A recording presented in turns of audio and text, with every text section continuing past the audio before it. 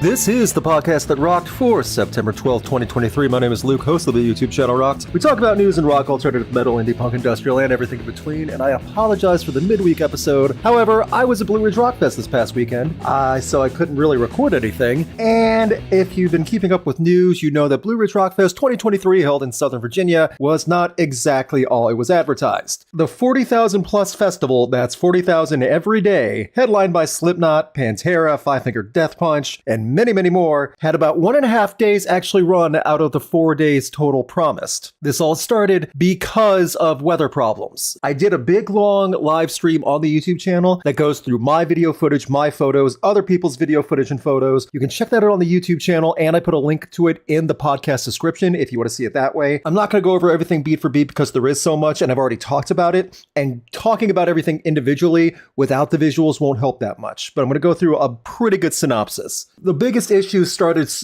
issue started early on Wednesday for check-in day for many of the campers.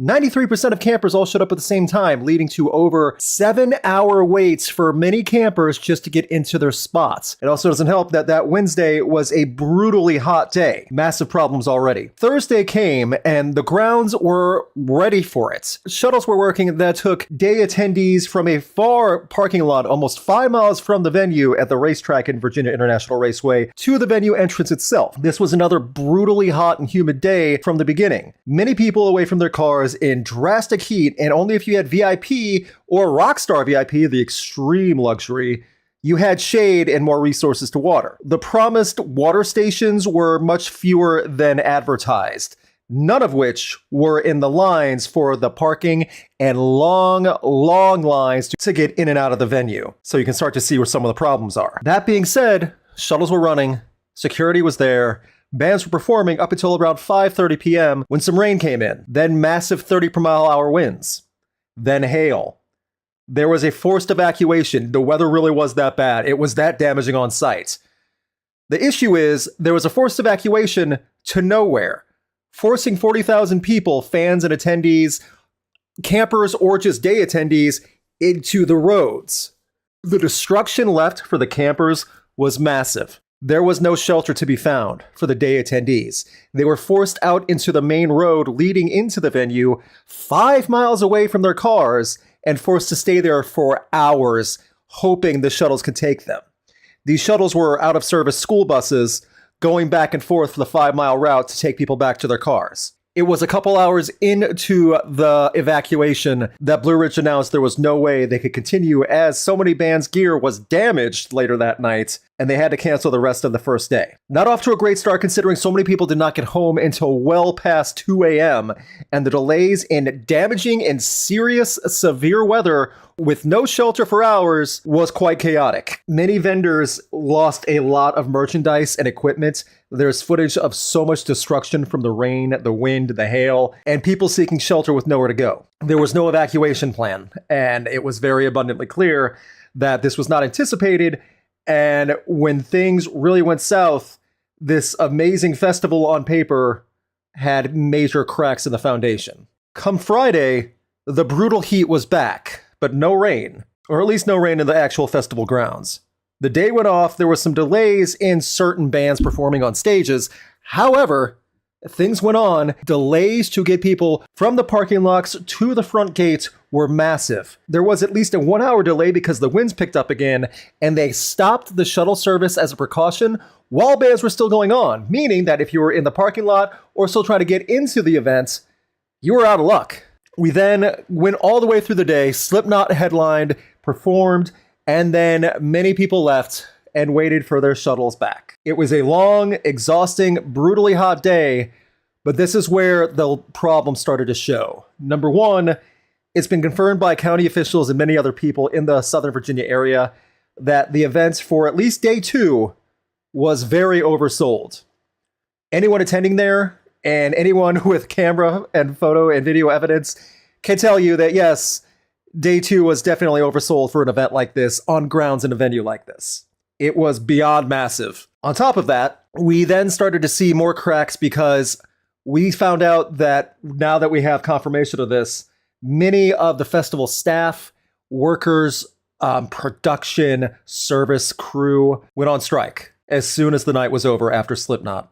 Many of the news stations locally were doing interviews and asking the stage workers for interviews and different things. Several of the staff and production for the festival that did go on strike made their own comments on TikTok and social media, saying everything of why they went on strike as well. From WDBJ in Alton, Virginia, a CBS News affiliate, a strike ended the music at Blue Ridge Rock Fest, but it may not have been from lightning. WDBJ7 is investigating what some are calling the Nightmare Blue Ridge Rock Festival and what led to its cancellation. The organizers stated they canceled the festival because of the weather, but some people are saying that's not the full story. WDBJ7 has received hundreds of emails and social media messages from festival goers asking for us to look into why the fest was canceled for weather after it was already hit by storms. It's at this point I would like to tell you that while we were getting ready for day 3 and about to head in, we got the word that no one was being allowed in except for production crew to work on stages.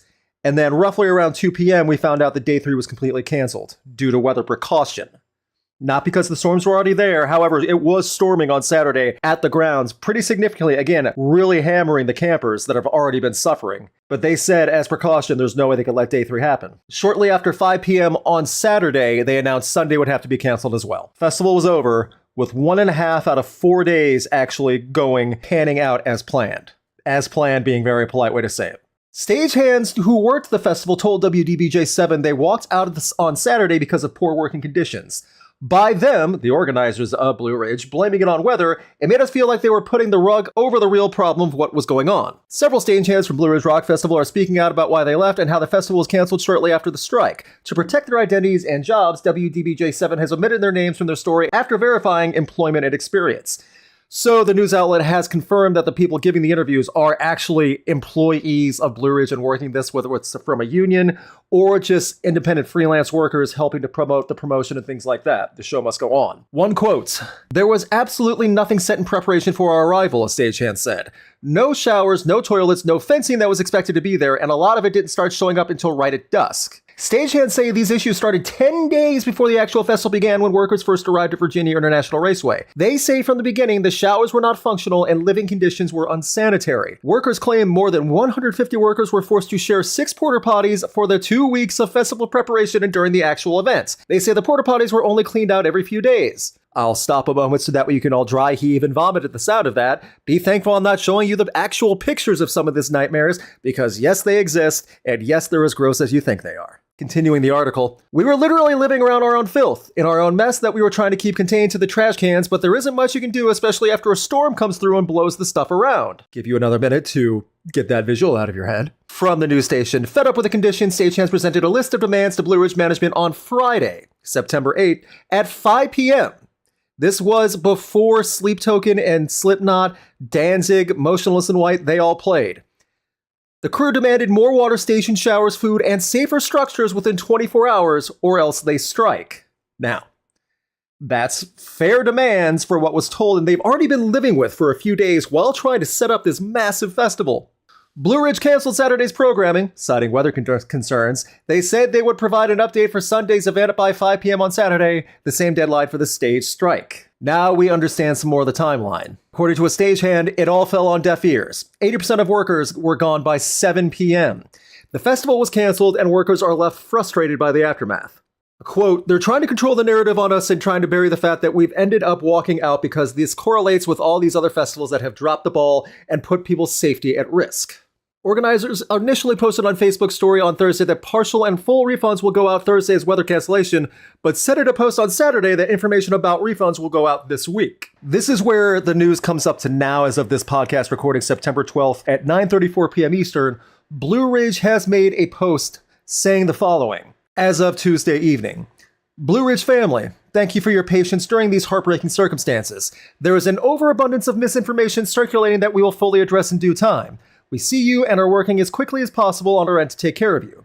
This past weekend's weather cancellation was a collective one made by the event's emergency management team composed of state and county officials, as well as representatives from the venue. We are currently in extensive discussion with our ticketing company and partners. We ask for a bit more of your patience as we work to provide you with resolution."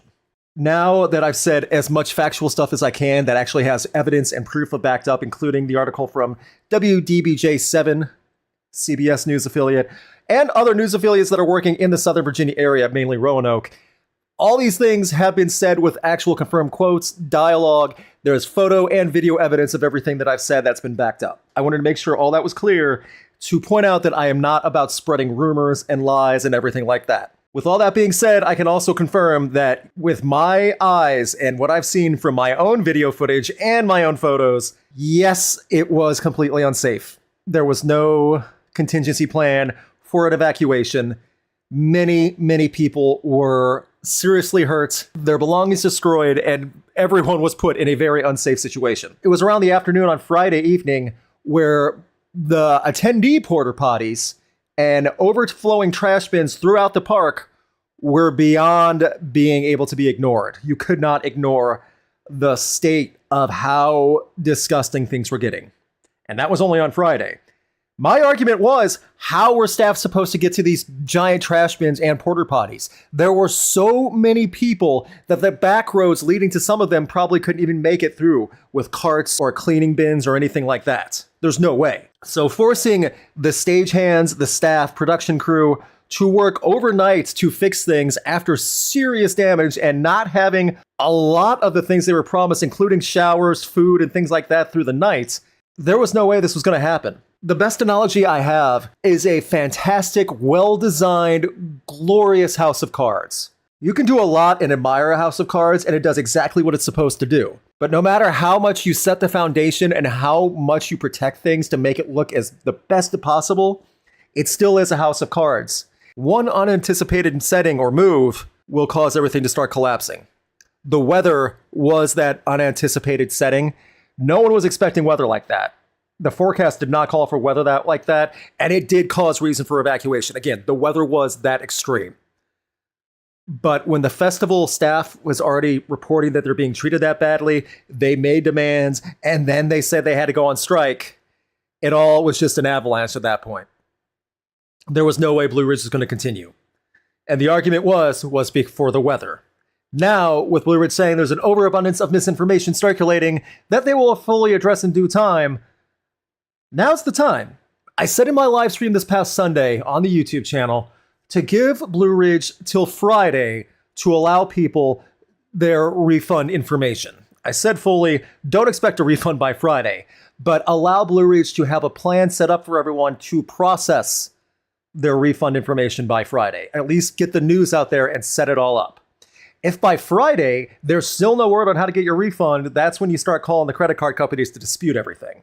No one should be making claims about, I'm going to sue Blue Ridge to get my money back. It'll cost you more money to make a lawsuit. It'd take them to court than it would be to get your money back. The best thing you could do, if you give them a fair chance to get your money back, which they said they would process refunds, the best chance you have at that point is just to call your credit card company and have them dispute the charge. Because credit card companies make a lot of money every year disputing charges, and they get the money back. And with all these news articles with quotes and confirmed statements as evidence for the credit card companies to use for their sources and their pretty much their investigation on everything, yeah, they'll get the money back. But you have to give Blue Ridge time to make things right. All that being said, the big question is, after all these interviews, a gargantuan amount of TikTok footage, which I recommend just type in hashtag Blue Ridge Rockfest on TikTok, you will see everything. The big question for a lot of people is, would you go again? If they somehow can pull this off for 2024. My answer, they would have to do a different venue, number one. Alton and Danville are not made for festivals like this. And I understand the festival organizers are dead set on making Danville and Alton, Virginia a big thing on the map. It's not made for infrastructure like this. There's no way a festival like that should happen in small, remote areas. Not at all. They would have to change the venue. And on top of that, if they would have to have some type of contingency plan for evacuations and safety for shelter. And then three, the big thing I saw, which I personally, this is a me thing, shade and water should not be a VIP luxury for any festival. They're not the first festival to do this. This is unrelated to the issues of cancellation. The fact that you cannot provide shade or water in extreme temperatures unless you're a VIP and you paid extra in advance is shocking. If they fix those three things, and those are huge hypotheticals, then maybe I would consider going again. along with some many other hypotheticals and confirmations of stuff, along with refunding people the money they paid. Final thing I have about Blue Ridge as of now, because we're going to get more news as it goes on this week. I was part of media. I worked with a team of media that worked very well and really made sure we were taken care of. There are people that worked at Blue Ridge in the middle level, not at the top tier, high festival running promotion level, but the actual middle workers, like the middle level, to make sure the festivals run properly, the people running around with walkie-talkies, making sure everything's good. I can't stress enough how hard they worked for months. And they were good people, and they did a great job. These people put a lot of effort to make Blue Ridge run and try to do the right thing and make it work well. It all went down the drain, but that is not everyone's fault that worked there. There were so many great employees that made things happen for Blue Ridge. The weather was the catalyst for everything to start coming down, but that also does not dispute that workers are reporting that they were treated extremely poorly to the point of strike. So we will find out exactly how this is all going to pan out soon. But I also wanted to point out my situation as well. I admit I was treated great. And as disappointed as I was of how the weekend panned out, I was not hurt. And I know many people were. So I hope the Blue Ridge does the right thing. I've tried to be as factual and without spreading rumors or bias or anything about this. I wanted to make sure that everything was out in the open and clear as I found it. Thanks to the news outlets that have been trying to find and investigate on the situation to give actual facts. And a big thanks to everyone that posted actual footage online through social media, through TikTok, Instagram, YouTube, whatever it might have been. Because without that, a lot of things would not have been known as bad as it got.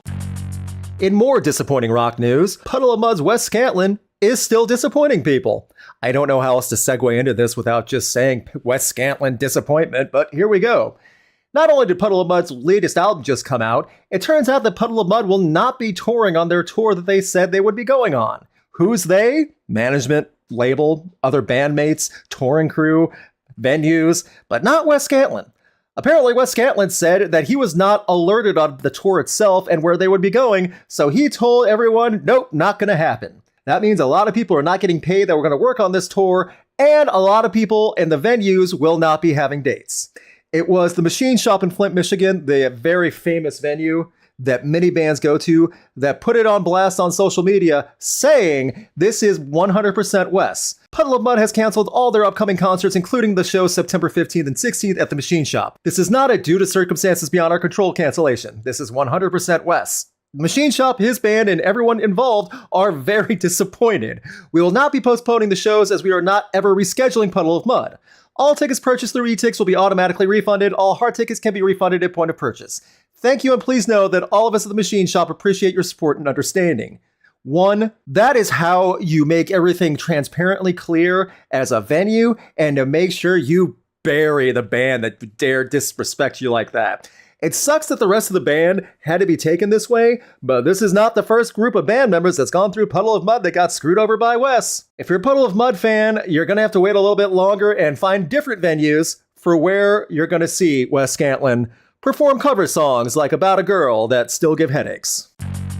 In a brighter spot of news, Slipknot might be on their way to another platinum single thanks to TikTok. The song Custer off of the Grey Chapter has been going viral on many TikToks for dancing compilations, influencers using it, and just overall being a great song. Well, it's really taken off to the point where I'm pretty sure it's going to get to the level of going platinum. It's just so viral on TikTok and such a good way to promote the band while being something different. So, congratulations to Corey Taylor and company for probably getting another sequel.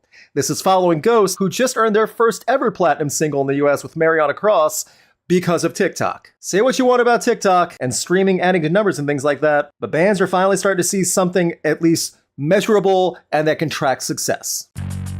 In concert news, if you had Aerosmith tickets for their huge, massive tour, which is supposed to be their very end, you're going to have to wait a little bit longer, as Steven Tyler has greatly strained his vocal cords and will have to postpone at least 30 days of touring. If you had concert tickets for some of those events in the next month, they will be rescheduled, and if I'm correct, the dates are already online. All previously purchased tickets will be honored for rescheduled dates. Refunds available for those unable to attend. Fans with questions regarding refunds are asked to reach out to their point of purchase. Looks like Aerosmith's trying to do this right, but Steven Tyler had to go out and make sure that he's taken care of for the next 30 days. So that includes at least 6 dates going through Canada and the United States. Bummer for sure, but at the same time, they're trying to make sure everything's right. All I can say is be patient for Aerosmith's farewell tour, and it'll most likely happen in the end. You just might have to wait till 2024. Finally, this upcoming weekend will be a big weekend for new music releases. I apologize for not having a new music night. However, I will have a new music playlist for all patrons and YouTube members. New releases from Baroness, Corey Taylor, Explosions in the Sky, and many, many more. Check out the new music calendar releases on different websites like Metacritic and even Wikipedia to see just how much in heavy music is coming out this Friday. Very exciting. Also, if you're in Chicago and going to be at Riot Fest, you'll see me. I'll be there at Riot Fest in Chicago from the 15th to 17th this month, with the festival headlined by Foo Fighters, The Cure, Queens of the Stone Age, The Postal Service, The Mars Volta, Turnstile, and many, many more. I'm very excited. I hope to see you all there. Please point me out and say hi if you do see me. I'll be the one with 2 cameras hanging off my shoulders. It's pretty easy to spot me when you see big giant cameras. Big thanks to my patrons and YouTube members. Special thanks to Chris Doman, Brandon Bruce, and Dom Noble. You can have say in upcoming videos and get weekly new music playlists by supporting Rocked on Patreon and on through a YouTube membership. Just $2 or $3 a month goes a long way to help the channel. Thank you again. Stay tuned for more news and stay tuned for all my coverage of Riot Fest along with any updates of Blue Ridge. Finally, there should be a t-shirt that says, I survived Blue Ridge Rockfest 2023. Whether that's the camping or the weather or anything else, I feel like that t-shirt would sell.